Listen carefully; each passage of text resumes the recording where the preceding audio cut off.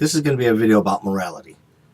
However, unlike others who usually speak about morality, I'm not going to preach to you. I'm not going to tell you you're a sinner simply because you're born a human being. And I'm not going to tell you you're going to hell if you don't listen to me. My ego simply isn't big enough for that. I'm simply going to lay out the facts concerning what morality is and what is needed for it to exist. And I figure you can think about it for a while and then prove me wrong if you can. However, I'm telling you right now that you may disagree with some of what I'm about to say, but if you can't refute my basic premises, you better go back to the drawing board and rethink your ideas on morality. With that said, I want to begin with what I call the 7 consequences of human action. Every action we take as human beings has consequences. There's simply no getting around that fact. And although most people have never thought of it in this way, it's a metaphysical absolute. And yes, I said absolute. Every action a human being takes falls into one of the following 7 categories. And this list is also set up as a hierarchy. If you don't have my book, you really should write these down in order to keep them in mind. At the top of the list is heroic. Number 2 is moral. Number 3 is right. Number 4 is amoral. Number 5 is wrong. Number 6 is immoral. And number 7 is evil. Now, starting at the bottom of the list and moving up, all things being equal, being immoral is better than being evil. Being wrong is better than being immoral. Being amoral is better than being wrong. Being right is better than being amoral. Being moral is better than being right. However, I need to point out that although a heroic act is at the top of the list, it doesn't automatically make it more important than simply being moral. Although the rest of the list is set up in as positive to negative actions, the top 2, heroic and moral, can be reversed according to the goals of the person involved, and one isn't necessarily better than the other. I also need to point out that although people may disagree on which of the 7 categories a particular action falls into, it must fall into one of them, period. Now, starting at the top of the list and moving down, I'll quickly explain each. A heroic act is basically when a person puts life or limb in jeopardy for another or for some type of cause. But there are also 2 types of heroic acts.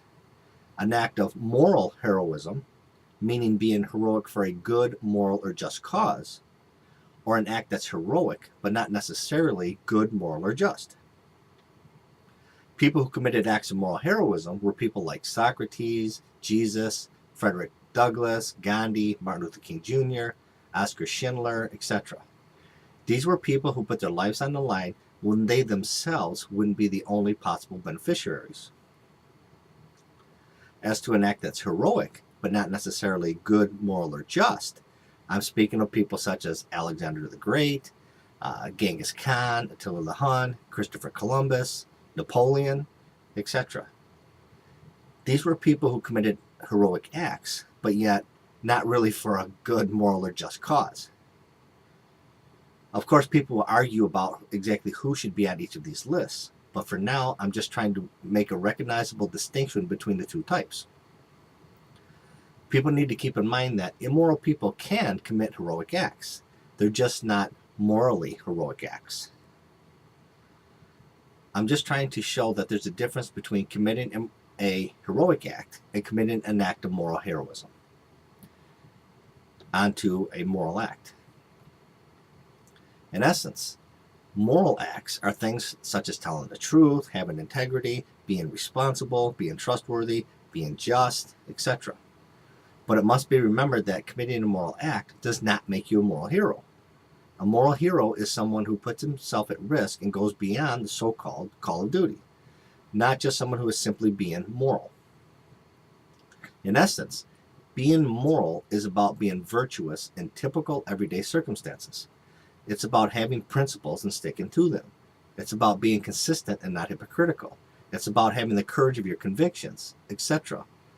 While being a moral hero is about the same things, except for the fact that you take your moral principles to the extreme, even if it could lead to your own detriment. Now let's look at doing the right thing. A right action is an action that, although positive, isn't necessarily a moral action. Being kind, being courteous, cutting your neighbor's grass if his lawnmower breaks down are cases of doing the right thing, but not necessarily cases of committing moral acts. In order to distinguish between a moral act and doing the right thing, just keep this in mind. If someone does the right thing for the wrong reason, does the right thing without knowing it, or does the right thing without trying to, they have not committed a moral act, because the intent to commit the moral act was not present. Morality is never a matter of luck. A amoral act is simply a morally neutral act, so I really don't need to spend time on it. A wrong action is an action that is not an immoral act, but is nevertheless a negative act. It may be wrong to eat too much, smoke cigarettes, be a little too lazy, not to treat others as kindly as we should, etc. But these are actions that simply aren't bad enough to fall under the category of being immoral. They're actions that may reflect negative character traits, but they're simply not negative enough to fall under the guise of immorality. An immoral act would be committing a deliberate act that has hurt another, but not to a great enough extent to fall under the category of evil. Lying, cheating, or being dishonest, if done with malice aforethought, are cases of immoral acts. But trying to describe the difference between being immoral and being evil is a difficult task. A good way to explain the difference would be to say that all evil acts are immoral, but not all immoral acts are evil. It's just like when comparing other human actions. It comes down to a matter of degrees. Another way of looking at it is that an immoral act does much less harm than an evil act. Violating a virtue would be a case of being immoral, but murdering someone would be a case of being evil. Cheating may be a case of being immoral, but rape is a case of being evil, etc. Both are wrong and immoral, but committing an act of evil is much worse than doing wrong and being immoral. An act of evil, like an immoral act, would be an act of knowingly and deliberately hurting another human being without extenuating circumstances. If you hurt someone because you're protecting yourself, or because you're protecting another from harm, you're not being evil. However, if you deliberately hurt someone with malice aforethought, you're committing an act of evil. Murder, rape, assault and battery, etc. are examples of being evil. Of course, deliberately causing harm to others is immoral as well, but committing an act of evil is one step beyond simply being immoral. In essence, an evil act is to an immoral act what an act of moral heroism is to a moral act. It's taken it to the extreme. Now that I've briefly explained the 7 consequences of human action, let's move on to morality. First off, what is morality? In essence, it's a code of values, virtues, principles, and paradigms accepted by choice. The important term being choice. In order to commit a moral act, a person must choose to commit it. Morality can never be forced. Behavior can be forced, but not morality. And in order to prove this, let's move on to the prerequisites of morality. No matter what religion you believe in, what philosophy you agree with, or what your opinions are on any individual moral issue, there are 3 prerequisites that must be met in order for something to be considered in the realm of morality: reason, freedom, and intent. All 3 play an equal part of any decision concerning morality, or you're simply no longer in the realm of morality.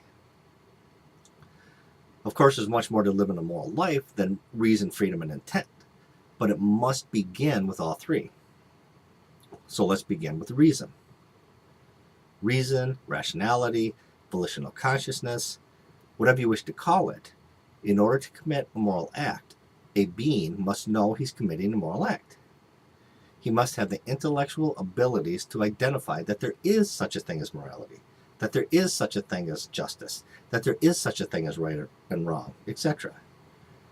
This is why, as far as we know, Only human beings can be moral because only human beings have the ability to grasp the concept of morality. Now, if you can give me a single example proving this premise false, please do so. Freedom is the next prerequisite of morality. A human being can only be moral to the extent that he is free. The more freedom a human being possesses, the more moral acts he can commit.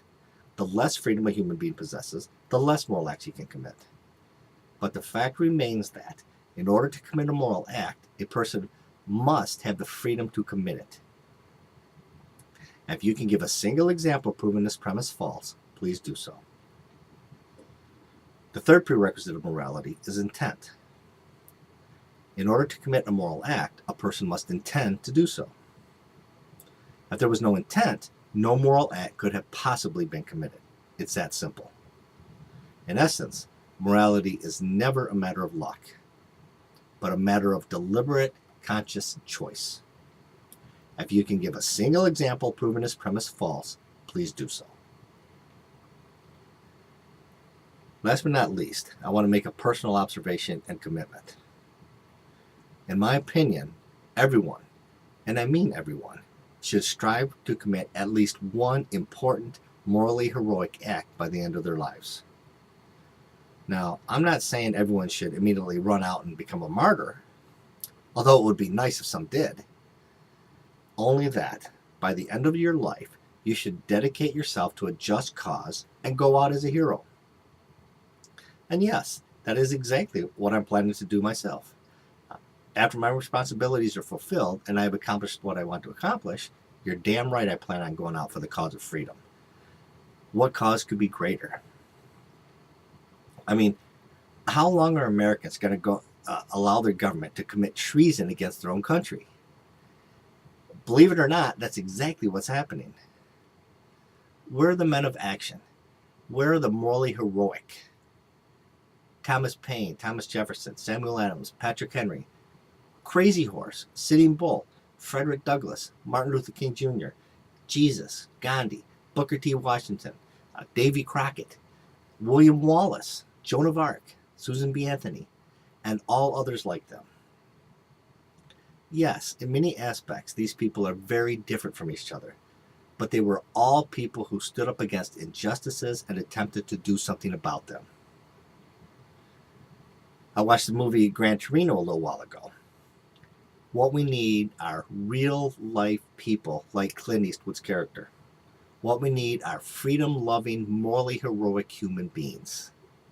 Sad to say, but they appear to be a dying breed. Thanks for your time.